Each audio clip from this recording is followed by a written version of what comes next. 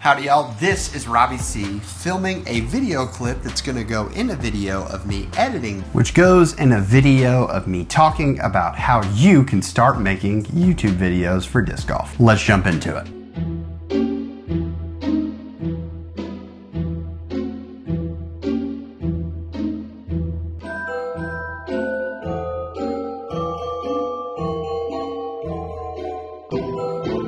What's up YouTube fam, Robbie C here. It is day 22 of Vlogmas. Our Taylor Swift day has arrived and boy do we have a unique video for you guys. There is something that we have to offer here at the Robbie C channel that isn't necessarily about how to gain strokes while you're out there on the course. As we head into the new year, I know lots of you have lofty goals on what you want to accomplish in your disc golf journey overall. And for lots of you that includes sponsorship. And sadly you might have already received some rejection letters letting you know that unfortunately you don't have the rating that they're looking for, or maybe you don't have the social media presence that they're looking for to be a part of their team yet. I made a video 2 years ago that talked about how to grow as an Instagram influencer, especially in the sport of disc golf. And while some of the principles in that video still reign true, today I want to talk about what goes into making a disc golf YouTube video. We're going to take a little bit of a peek behind the curtain. I'm going to show you all of the equipment and gear that I use on the Robbie C channel, as well as give you some insight into what gear I was using as I progressed through the channel. I then want to walk you through the entire process of an idea for a video to the final completed product, so that hopefully if you're looking to launch a channel as you head into 2023 and you get that sweet Christmas money, you get a little bit of an idea on where you can spend that money to get the most bang for your buck as you head off into that new venture and grow that social media presence, so that in 2024 as you seek sponsorship again, that you have an outstanding resume that would make any sponsor proud to have. When it comes to equipment, I break it down into 3 categories. You've got your video, you've got your audio, and you've got your tripod stuff. Obviously there are more devices and items you can have in your film setup later, but these are the basics ones you're gonna need as you start a YouTube channel. In terms of video, we keep it very simple here on the Robbie C channel. For the longest time, and in fact in this video right here, I shoot on my iPhone. Cameras inside of our smartphones have come a long way, and so if you have a newer phone, the camera that you have is probably pretty fantastic for you to get out and start filming and start a channel today. I have, however, made an upgrade and bought a camera, but I'm still learning it, so it's taken some time for sure. But I bought a Sony a6400 because it's a beginner-friendly camera while still having some expert-level options to it. And my 2 favorite parts about it are the fact that the screen flips up behind the camera so I can actually see if I'm in frame or not, as well as having it shoot on battery so that when I'm done shooting a video, I don't have to worry about my phone being dead for a fixed amount of time. But truly, if you've only got a little bit of cash, buying a camera, I don't believe is the first place you need to sink your money. The first place you need to go is to the audio category, because as many of you have let me know during the Vlogmas season, I tweaked my microphone for a little bit and the audio was off, and people can get past bad video, but it's really tough to get past some really bad audio. So the first microphone that I suggest buying comes in super cheap with the Rode Go boom mic, and I also have the floofer or dead cat that comes on top of it. I highly suggest having these dead cats or wind mufflers for all of your microphones, especially when you're out there filming disc golf, because even a subtle wind that you may not feel can absolutely destroy your audio. Hashtag Caterpillar gang. For those of you who have been around the channel for a while, you may recognize these white mics, and this was my first wireless system that I got, which was the Rode Wireless Go. This little white square is actually a microphone that feeds directly into a receiver that was plugged into my phone. And the beautiful part about this system is that it allows you to hook in a lapel, but it also functions as a mic in itself. But coming in at $200, it can feel like an investment, especially when you're first starting the channel. So if you're going to make that investment, I would highly encourage you to make the bigger investment into the Rode Wireless Go 2 system, which solved a couple issues that Wireless Go 1 system didn't have, including a better dead cat system to the microphones, as well as offering 2 microphones that feed into a receiver as opposed to 1. If you are normally shooting solo content, it's still nice having that extra microphone in case one is dead, or if you bring on a guest, it works really well for an interview format. As for lapel mics, this is probably my next upgrade, but I bought a super cheap set of lapels hills because I just wanted to not have that block of the wireless Go mic flopping around hitting me in the chest while I was trying to throw. As for a tripod setup, I started with the $20 Amazon Basics tripod. I highly encourage getting one of those. Even if you are using a cell phone, don't get the cell phone tripod because it's very narrow and top heavy with a very small base. And if you've ever been on a disc golf course, which odds are you have, there's not a lot of flat ground usually. So those smaller, cheaper tripods actually don't work really well to film while you're out there. Having a bit of a bigger tripod, even the $20 Basics one, still allows you this capability with multiple adjustments inside of the legs so that you can adjust and have your tripod set up correctly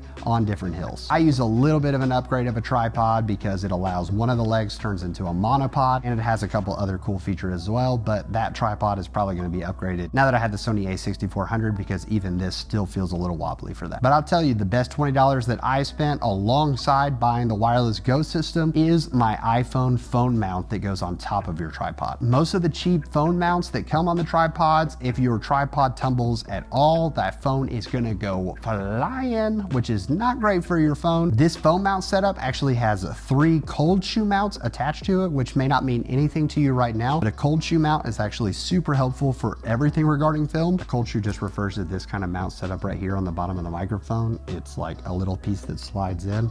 This spins down, tightens up on it, bada boom, bada bing. I have one tripod set up at home and this tripod comes with me everywhere else, and both of them have a phone mount that goes with it. So now that you've got the tools, what goes into actually making a video? Well, let's start at the beginning, the idea for the video. I try to keep a list on my phone of growing ideas that I have for videos in the future, but honestly, as a coach, where lots of my videos come from is either the birdie fam having discussions about a problem that they're facing that I see happening repeatedly, or in lessons that I conduct when I feel like I have to answer the same question multiple times. I assume that lots of people have that question that I don't have direct access to, and thus a video is born. Vlogmas is obviously a little different because we step outside of our normal creating patterns, but eventually one idea will stand above the rest. Once I have that idea picked, I start the video shoot process, and this is the exact same for every single video that I shoot, no matter whether it's Vlogmas or not. I always begin with the viewer in mind because I'm not creating content for just me to see, I'm creating content for each and every single one of you. Knowing the viewer, does this video address a hurt or a problem that they have, or am I shooting for sheer entertainment? I'm a firm believer in quality over quantity, although I do think it's extremely possible if you either have a team behind you or you're extremely gifted, both can be achieved. Next, we have to think about the platform of YouTube overall. To me, YouTube is one of the most used search engines that exist out there in the world. And because of that, we need to view our content as something that is being placed onto a search engine. It doesn't matter how fantastic your video idea is, if no one ever clicks on it, then goodness is never going to have its maximum impact. So I begin with the thumbnail in mind, thinking about what would be so intriguing that I would click on this video. I then think of a title that maximizes search engine optimization and has some keywords located inside of it that allow it to come up more frequently in Google searches, which takes us back to thinking about a problem that people are often looking for. Because once again, you can make something that's entertaining while also still helping people. In fact, that is the exact goal of this channel. I then am going to think of some talking points or things that I want to happen throughout the video. In this case, we're going to be showcasing the product of a fantastic ad sponsor who sponsored today's video, Premier Disc. We're going to highlight the War Dove and the War Pigeon while we're out there on the course. So while I can write out a script of what I expect to say while I'm out there, for me personally, I just try to have a rough outline of ideas that I want to address. I want to talk about the flight of the disc, how it feels in my hand, and any extra thoughts that I might have. And finally, before I head out to the field, I'm going to make sure that I have a shot list prepared. Especially if you're doing educational content, having a talking head piece where it's just me talking to the camera repeatedly for minutes upon minutes can get super boring. So my personal rule is that every 30 seconds, something needs to change on the screen, whether it's addition of a text, a zoom in or a zoom out, or even my favorite, B-roll. For instance, throughout this entire dialogue, cutting to me on the couch on the iPad is a great example of B-roll where I talk about the point in this shot right here, but I'm going to layer that other shot on top to make the shot a little more interesting or dynamic. I don't want to go out to the field or course and film something, come back, and then realize I need more shots of it later. So having a compiled shot list of things that I can envision that I want to see throughout the video is fantastic so that I can make sure that I get them while I'm out there on the course. So with the ideation process complete, you make sure everything's charged, and you head to the course. So we went to the course and got several shots featuring the War Dove and the War Pigeon by Premier Discs, and I putted with a base plastic War Dove as well so that I could have some actual thoughts on the flight of the disc as well as the feel of the disc in my hand. So before we dive into the editing process, the last piece that I really need is that talking head piece of me talking to the camera about how these discs actually feel. So here we are in the editing studio. First thing I'm going to do is I'm going to drop in the talking head pieces for this footage. We want to take then a quick as I play this through another amazing company who helps make this entire Vlogmas dream possible. As you can see, there are big gaps where I am not speaking heading into the next phrase because I don't try to just talk in the one continuous piece. Definitely want to try to take breaths in between. So I'm going to go ahead and pull all of these cuts out, really trying to eliminate the gaps in all of the footage.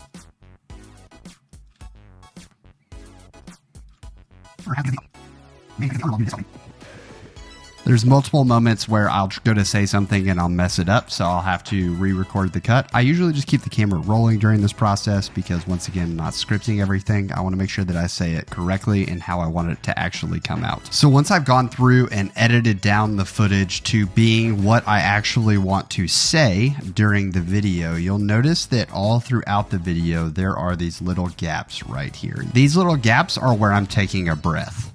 Dream possible. So another way that I can keep my content refreshing is I'm actually going to go through and edit out all of those little breaths. I'm just going to make a slight cut in the text. And while that may sound super weird to actually have them removed, you can usually cut down almost 15 to 20 seconds of every single video by just eliminating these breaths. The next thing I'm going to do is add some spiciness or flair to the screen by adding on some text and logos to make sure that they overlay on top of this just plain minute and a half of talking head of me talking about the discs.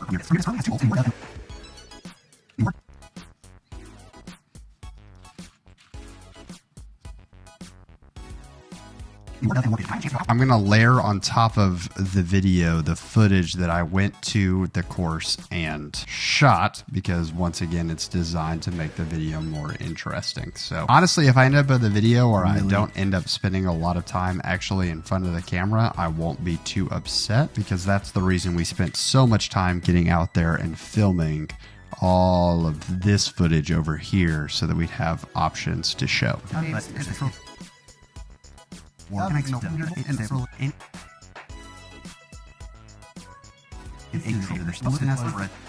All right, so you can see that I've added some text onto it. I've got some shots going on over the different talking points. I'm still making sure that I'm coming back to the talking head piece so that it's not just like a compilation of clips over and over again. I think that allows the audience to like connect with you and know that they're making a video with you and they can see your face and connect with your face. And then anytime I say something dramatic on the screen, I'm going to make sure that I have like a zoom in effect. As you can see, it kind of shows it in this window right here. Now the final piece that I want to add in is I got to make sure that I've got music coming over top of this. We haven't added music to the rest of the video that we're editing making this video right here. But for all of my ad spots, I use the same song and making sure that it's copyright free, because if you ever end up monetizing your channel, and I highly suggest beginning as if you were going to monetize your channel, because even if you're not monetized at first, you can, after you become monetized or that option becomes available to your channel, you can actually go back and turn on monetization for your old videos. So if you make sure that you're using copyright free music, you then don't have to worry about turning monetization on for previous videos, which is really, really helpful. One of my highest earning videos and my most viewed videos actually is a video that I released before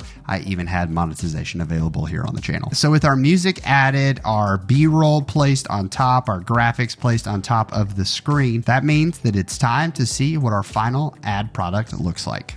We want to take a quick moment to talk about another amazing company who helps make this entire Vlogmas dream possible. Today, we're talking about a brand new disc manufacturer, Premier Discs. Premier Discs currently has two molds in the War Dove and the War Pigeon, and I had the chance to go out to the course and actually throw them quite a bit. When it comes to hand feel, they feel incredibly great in the hand, and I think the quality of the plastic really has something to do with that, because the owner, while new to disc golf manufacturing, actually has an injection molding facility that he owns, so he's very in tune in working with high quality plastic. As for the flight of them, I feel like the war pigeon is a little more understable than the war dove is, and I kept expecting the war dove to be understable, but it just isn't an understable disc naturally. If anything, it gets to the neutral state rather than understable. But with a little bit of stability that it has, it was perfect for a tiny bit of flip up and riding some super tight, narrow fairways. I also had the chance to putt with the base plastic version, which comes in their putter packs, and was absolutely fantastic. On putting, the War Dove had a surprising amount of glide that was pretty refreshing to use. So if you're interested in checking out the next possible superstars for your lineup, look no further than Premier Disc. And a little birdie on the inside might have told me that there are more molds coming soon. Thank you again to Premier Disc for sponsoring some videos during Vlogmas. You can support them and this channel by heading down to the links in the description below. So there you have it. That is the beginning process of ideation all the way through shooting the B-roll up to how we actually use the editing software and kind of layer things on top of one another to try and create a somewhat interesting piece that viewers might be interested in watching. So I hope that this has been an interesting piece and an interesting peek behind the curtain so you guys can see what the editing process is like, so that if you want to start a YouTube channel, you can get out there and make some amazing content. If there are questions that you have, and I'm sure there are, that I did not answer in this video, make sure that you let us know in the comments below. And I want to make sure this video stays a resource to future YouTube vloggers, because the next Simon Lizotte might be watching this. I want to make sure you can get out and make fantastic content for the YouTube world of disc golf to enjoy. In the meantime, I hope you have an amazing rest of the day. Thank you so much for checking this out. Please make it fantastic for someone else too. We'll see you tomorrow for day 23. But for now, I'm going to leave you with the birdie.